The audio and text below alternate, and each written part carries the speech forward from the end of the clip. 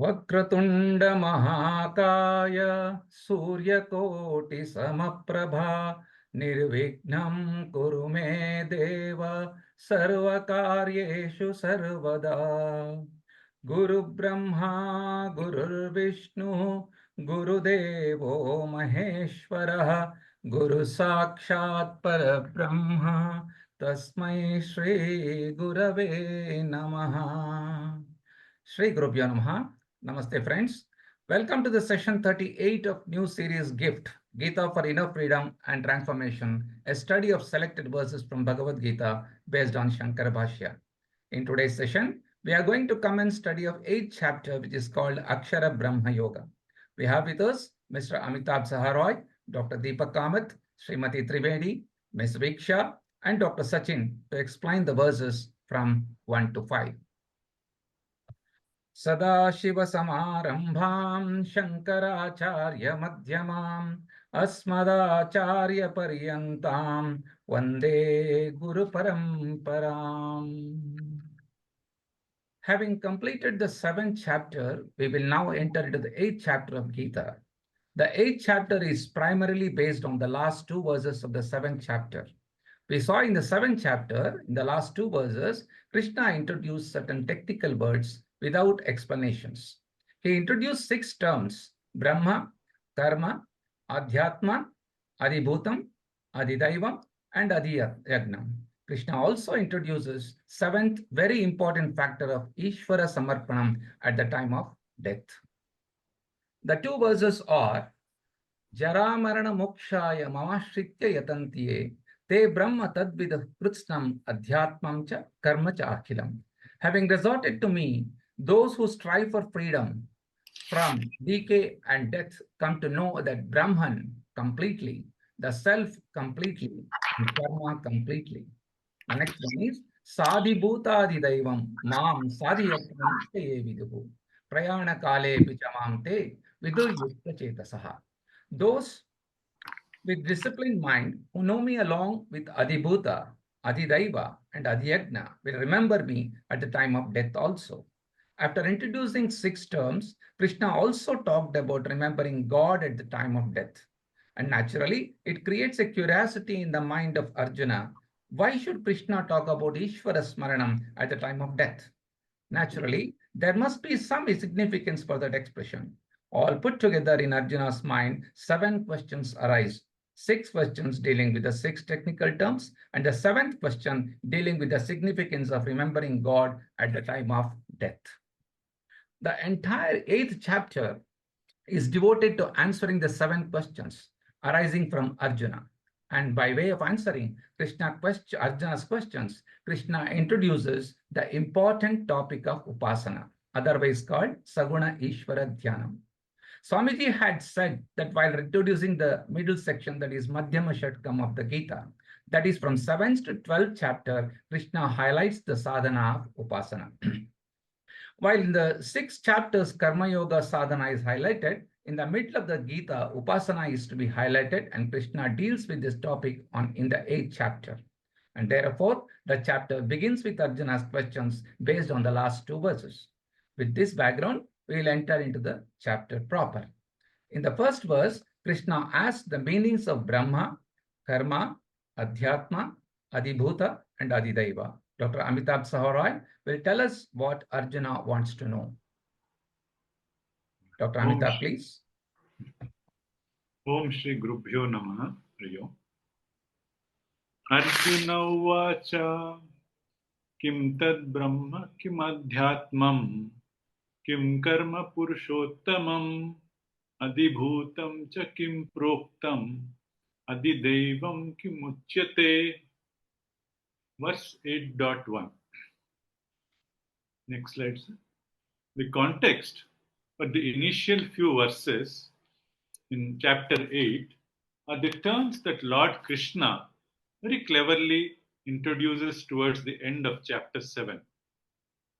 Lord Krishna introduces a few new technical terms in verses 7.29 and 7.30, like a very smart teacher who sometimes likes to test whether the student is attentive. Arjuna, of course, is an ideal student. he is alert enough to realize that something has been slipped in. So he takes the opportunity to clarify these technical terms that he is hearing for the first time and comes up with his questions. In fact, as an ideal student, one finds that Arjuna, throughout the Bhagavad Gita, starting from the initial parts, like in chapter 2, he has some very, very important questions, which as students of Vedanta are very important from our perspective also. And we can learn a lot through Arjuna's questions and Lord Sri Krishna's answers to them. Just like Arjuna, who is curious to learn about the technical terms, as students of Vedanta, we must also be very curious in understanding the technical terms because they are strewn all across the Bhagavad Gita and especially the Upanishads. Because if we don't understand the technical terms, sometimes it can become an obstacle for us to understand the scriptural texts in a proper way. So, with that context, let's get into the verse proper. So Arjuna asks the following questions based on verse 7.29 and 7.30 from chapter 7 here. The first question is Tad Brahmam Kim? Brahmam is the term that Lord Krishna brings up in verse 7.29. Brahma tad vidu Krishnam. Therefore, Arjuna wants to know, what do you mean by Brahman? Now, moving to the second term, Kim Adhyatmam. What is the meaning of the technical term Adhyatmam, which is also introduced in verse 7.29? Adhyatmam Karma Chakilam. Therefore, what is Adhyatmam? This is Arjuna's second question. Moving to the third question. The third question is Kim Karma. What is the meaning of karma? Of course, we all know that the literal dictionary meaning of karma is action. But what is the technical significance of the word karma? The fourth question, Adhibhutam Proktam. Adhibhutam Kim Proktam. What is the meaning of the word Adhibhutam? This occurs in verse 30 of the 7th chapter. Now, moving on to the fifth question, which is what is referred to as Adhidaivam. This word is again introduced in the 30th verse of the 7th chapter. So, Hey Purushottamam, please answer these. There are two more words that come in the next verse 8.2, and the answers to these technical terms come from verses 8.3 onwards, which you will see in the following verses. Hari Om. Thank you, Dr. Amitabh, for nice explanation. You have explained each term very clearly and nothing to add here. But Arjuna doesn't stop at that. He extends his query and wants to know what is and who is Adhyagna, and apart from that, how to remember Krishna at the time of death in verse 8.2. To tell us about this, I invite Dr. Deepak Kamath. Dr. Deepak, please. Hari Om, Shri Gurubhyo Namaha. Adhiyajnah katham kotra tehesmin madhusudana prayana kale cha katham neyosi niyatatmabhihi. We now come to the sixth question asked by Arjuna to the Lord, which deals with the discourse of Upasana. Kaha adhiyajnah? Who is adhiyajnah? Katham atra asmin dehe? How does he remain here in this body? Cha katham nyeyah asi? And how are you to be remembered? Prayana kale, at the time of death. Niyatatma bhihi, by the self-disciplined ones. Madhusudana, O destroyer of Madhu. So the whole verse goes, who is Adhyajnah? How does he remain here in this body? And how are you to be remembered at the time of death by the self-disciplined ones, O Madhusudana? This verse has in effect four important questions asked by Arjuna to Lord Krishna, and one important presupposition or behavioral trait to be cultivated by sadhakas. Next slide, please, sir. Adhiyajnah kaha? Who or what is Adhiyajnah? This term is also mentioned in the 7th chapter, 30th verse. And then the second part to this question, Katham asmin dehe vartate? How does this entity called Adhiyajnah reside in the body? Then comes the seventh and final question. What is this? The first part being, what is the significance of remembering God at the time of death? And the second part to the question, how do we remember God at the time of death? In relation to the second part of the question, that is, how do we remember God at the time of death? This assumes significance in light of Arjuna confessing to Lord Krishna in earlier chapters about how difficult it is to remember God even when we are younger and very much healthy and alive. How difficult it is to focus on God when we sit in meditation and prayer. Next slide, sir. So it is indeed difficult to remember God even when we are healthy and alive. And this is something that most of us would have experienced. Uh, the inability to focus 100% when we sit for prayer or meditation at some stage or the other. When it is so difficult during normal days, how can we remember the Lord at the time of death? Is there any method? Arjuna implores Lord Krishna. Prayana kale katham nyeyah asi. How are we to be remembered at the time of our final travel? But here, there is a presupposition also. Remembered by who? Remembered by niyatatma bhihi. Next slide, sir.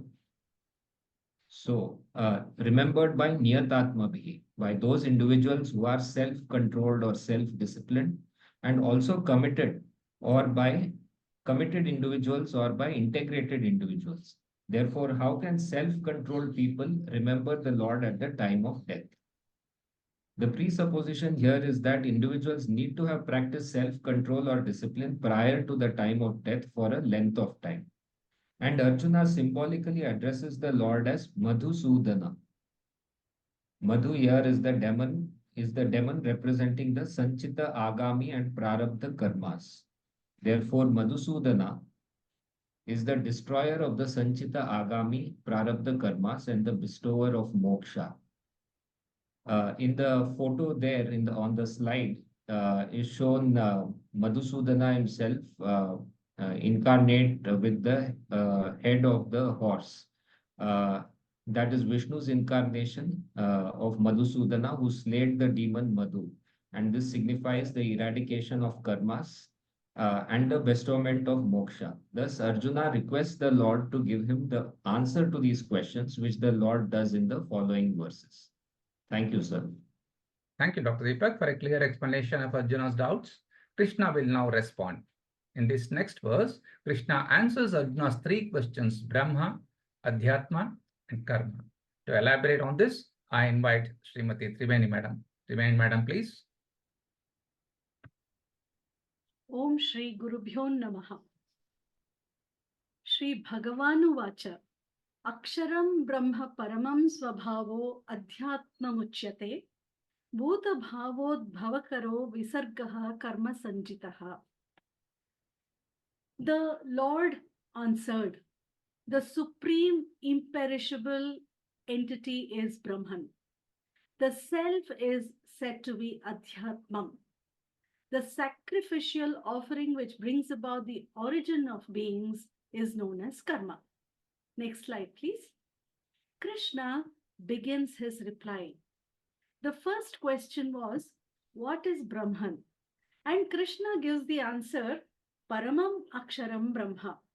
Paramam Aksharam, the word Aksharam means the imperishable principle.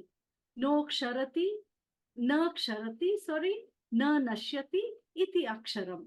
And the adjective Paramam means the highest, the greatest imperishable principle is called Brahman. And Krishna adds the adjective Paramam. So that is not mistaken as the alphabetical letter, because the word Aksharam can refer to any alphabetic letter. That is why initiation into alphabet is called Aksharabhyasa. And in Sanskrit, alphabet is called Aksharamala. Therefore, a person may take Aksharam as a letter. By adding the word or the adjective Paramam, the greatest and the most supreme Aksharam, Krishna wants us to take it as the ultimately imperishable entity. The root kshara means to perish. Ksharati iti saraha. Perishable one is ksharaha. Aksharam means imperishable one.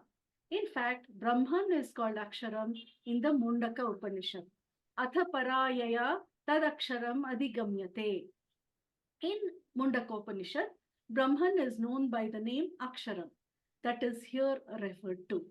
And the principle which is imperishable is Sarvagata Chaitanya Tattva. Consciousness is the only entity which remains imperishable. Matter is subject to decay and destruction, and that is why our very body is decaying and dying every moment. In the 7th chapter, Apara Prakriti is perishable, Para Prakriti, the Chaitanya Tattvam alone, is imperishable. Therefore, what is Brahman? The eternal consciousness is Brahman, and the very word Brahma means Brihat Tamatva Brahman. It is derived from the root Briha to mean big, and Brahma means that which is superlatively big. That which is superlatively limitless entity, Ananta Tattvam, is called Brahman. The Brihadaranyaka Upanishad states, learned people speak of Brahman as Akshara, indestructible. It is also designated as Param, supreme, because it possesses qualities beyond those possessed by Maya and the Atma. So with this, Krishna has answered the first question very briefly. Krishna does not elaborate because this Brahman has been talked about as Paraprakriti in the 7th chapter. And because Krishna's teaching begins with the word Aksharam Brahma, the very chapter is called Akshara Brahma Yogaha. The chapter does not begin with that word. Chapter begins with Kim Tad Brahma. But Krishna's teachings begins with Akshara Brahma Paramam. Therefore, the chapter is called Akshara Brahma Yogaha. Then Krishna comes to the second question. What is the second question? What is Adhyatma? Krishna says, Svabhavaha Adhyatmamam Uchyate. The very pervading consciousness must be existing within the individual body also. And when the consciousness is seen within the body, that is called Adhyatmam or Adhyatmam. The word Atma here means Shariram. Adhyatmam means obtaining within the body. So, thus consciousness looked from the angle of Samashti or total, it is called Brahma. When the very same consciousness is looked from the standpoint of the individual body, it is called Adhyatmam. So the word Svabhavaha means the inner essence, the consciousness within. Brahman is Paramatma, Adhyatmam is Jivatma. Brahman is the consciousness from macro angle, Adhyatmam is consciousness from the micro angle. Consciousness is the same. Two different words are used because of two different terms of reference. And this is very common for us also. A person remaining same when he is looked from the standpoint of the wife or children or parent is called by different relationships as father, son, grandfather, husband or brother. This is called Shabda Prakriti Nimittam in technical language. In simple English, when the point of reference differs, the nama, the name also differs. Next slide, please. Thus, consciousness is called Paramatma, consciousness is called Jivatma, depending upon macro and micro point of reference. So with this, the second question is also answered. Then what is the third question? What is karma? Krishna gives the answer, Bhuta Bhavod Bhavakaro Visargaha. Visargaha refers to all the activities, all the actions, deliberate actions of human beings which are responsible for the future creation is called karma, because according to our scriptures, creation is not an accident. Creation is a clean incident caused by previous factors or action.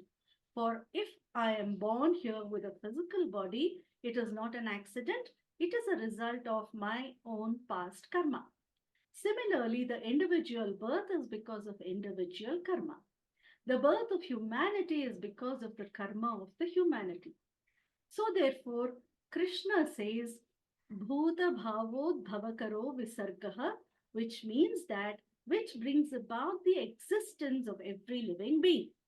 Not only humans, a mosquito is there with a mosquito body because of its karma. And a dinosaur is because of its karma. And not only my karma determines my body, it also determines parentage. So thus, everything that happens is the result of our actions. And when you take the creation as a whole, we say the present creation is the result of the past creation. And the past creation is the result of its past creation. And the future creation will be result of the present creation. And therefore, what is karma? Srishti Karanam Karma. The creation has come into being not because of Bhagavan's wish. The creation has come to being because we have asked for that. Bhagavan is not responsible for the creation. The type of creation and the necessity of creation is because I have asked for it by my good or bad or mixed action. Punyena punyam lokam bhavati, papena papam bhavati, upabhyameva manushya lokam. And if 14 lokas are there, not because Bhagavan wants 14 lokas, but because we have done varieties of karmas requiring the 14 lokas. We do such terrible action necessitating a naraka environment, and also we do wonderful actions necessitating a wonderful heaven. And we also manage to mix up and necessitate Manushya Lokas. Thus, everything is karma ordered, and therefore karma is defined as Srishti Karanam. That is here presented as Bhuta Bhava Udbhava Karaha, and Visargaha means action. My contribution is called Karma Sanjitaha, Karmam Sanjitaha. So with this, 3 questions are answered. Hari Om. Thank you, sir. Thank you, Trimani Madam, for a very clear explanation. Krishna continues his response in the next verse, where he deals with 3 more questions of Arjuna, Adibhuta, Adidaiva, and Adiyagna. Kumari Viksha is going to throw light on these 3 things. Viksha, please. Hari Om Shri Gurubhyo Namaha. Adhibhutam ksharo bhavaha purushaschadidaivatam adhiyajnyohamevatra dehi dehabhritam vara. Here Krishna talks about the continuation of answering Arjuna's questions. Next slide, sir. The universe is a kaleidoscope of all the physical manifestations of the 5 elements of nature: earth, water, fire, air, and space. This ever-changing universe is called Adhibhuta. Although the Devtas or the celestial gods administer the different departments of the universe, God has sovereignty, even over the Devtas. He is Virat Purusha, the complete cosmic personality who encompasses the entire material creation. Hence, God is called Adhidaiva. Krishna in this shloka answers 3 more questions. Next slide, sir. The first question is, what is Adhibhutam? Adhibhutam is every perishable thing in the creation. Kshara bhavaha. Bhavaha means an entity. Thus, any object that you experience is Adhibhutam, as it is Kshara, meaning perishable. Akshara means imperishable. All the 5 elements come under Adhibhutam: the sun, the moon, stars, river, and the mountains. Even our physical bodies are Adhibhutam, as it is all perishable. Let's go to the next question. Next slide, sir. The second question here is, what is Adidaivam? Krishna defines Purusha as the Hiranyagarbha. In Shastric language, it is the total consciousness associated with the total mind, and therefore associated with total knowledge. In Tattva Bodha, Samasti Sukshma Sharira Sahita Chaitanyam is Hiranyagarbha. Consciousness associated with the total subtle body. That Hiranyagarbha alone is called a presiding deity from the standpoint of every organ in the body. For example, the presiding deity of the eye is Surya Devata or Chakshu Surya. There are presiding deities for every organ. All the presiding deities put together is known as Hiranyagarbha and is called Adidaiva. The third question that Krishna answers, next slide, yes, sir. The final question he answers here is Adi Yajna. Adi Yajna Aham Eva. I am the seed of the universe, meaning Krishna, the Lord himself, the Ishvara, is Adi Yajna. Before the evolution of creation, the whole creation existed in potential form or in stagnated form, otherwise called Shakti or Maya. That Shakti with consciousness is called Ishvara. Samasti Sukshma Sharira Sahita Chaitanyam is Hiranyagarbha, is Adidaivam. Samasti Karana Sharira Sahita Chaitanya is Ishvara, is Adi Yajna. Next slide, sir. Atra. Here Krishna addresses Arjuna as Dehabritam Vara. Dehabritam Vara, sorry. The greatest human being. O Arjuna, the greatest one, the Lord resides in everybody. Lord is called Narayanaha. Naram means all the living things and Ayanam means residence. Every living being is the residence of the Lord. Shri Krishna says that as the Supreme Soul or Paramatma, he dwells in the hearts of all living beings of the universe. He is the one who bestows rewards for all our actions and the presiding divinity for all the yajna or sacrifices. Thus, he is also called Adi Yajna, or the Lord of all sacrifices. Therefore, all yajna should be performed for the satisfaction of this supreme divine personality. So far, Sri Krishna has answered 6 out of 7 questions concerning the meanings of the various terms Arjuna has asked at the beginning of this chapter.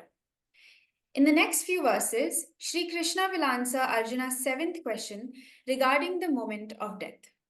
Hari Om, thank you. Thank you, Viksha, for the beautiful explanation of 3 terms. Now, Krishna comes to the last question of Arjuna in this 5th verse. He tells us about remembering him at the time of death. Of the 7 questions, Krishna gives answers to the first 6 questions only in 1 word or 1 sentence.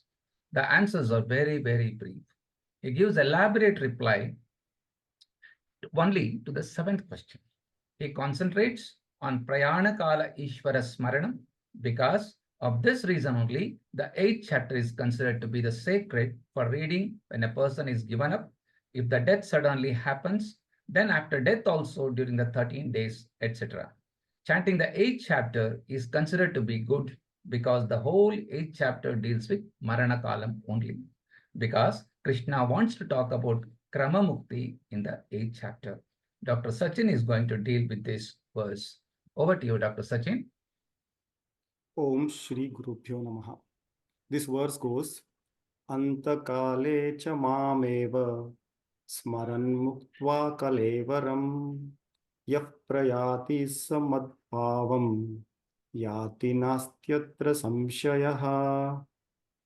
Literal meaning is, dropping the body at the time of death, one who departs remembering me, that is God, alone attains my nature. There is no doubt in this regard. Next slide, please. So just to recap that in the 2nd verse, we have seen that the 7th question, that is Prayana Kalecha Katham, what happens to such a soul which remembers God at the end of the death. Next slide.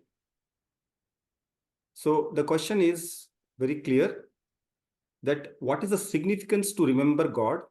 And in the today's day-to-day activity, we know even if we sit for meditation, it is a lot of things will disturb us. So what would happen when the time of death, when most of the faculty will not be functioning?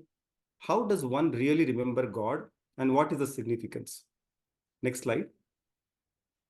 So before going to the verse proper, we should know that this is 7th chapter, 8th chapter, which comes in Madhyama Shatakam. That is where bhakti, upasana towards God, tvam tat padartha is mentioned, and where upasana is very much required to understand God. So any bhakta who has dwelled in artha, kama and dharma and meditating upon God to seek these three things, the materialistic outward life things, he might get siddhi.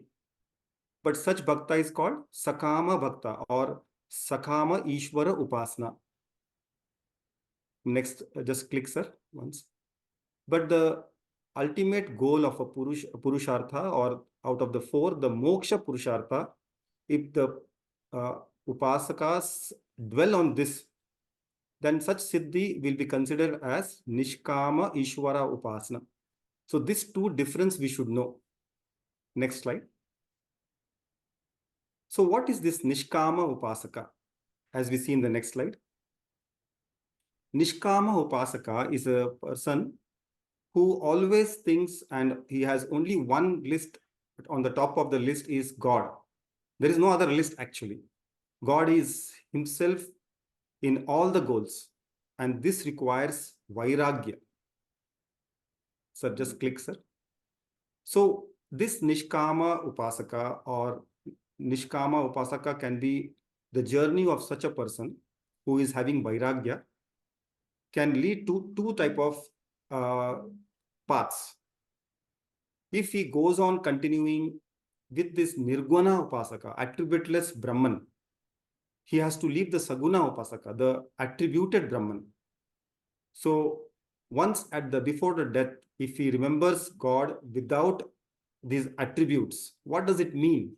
He understands the Paramatma is none other than the Amsha in the Jivatma, that is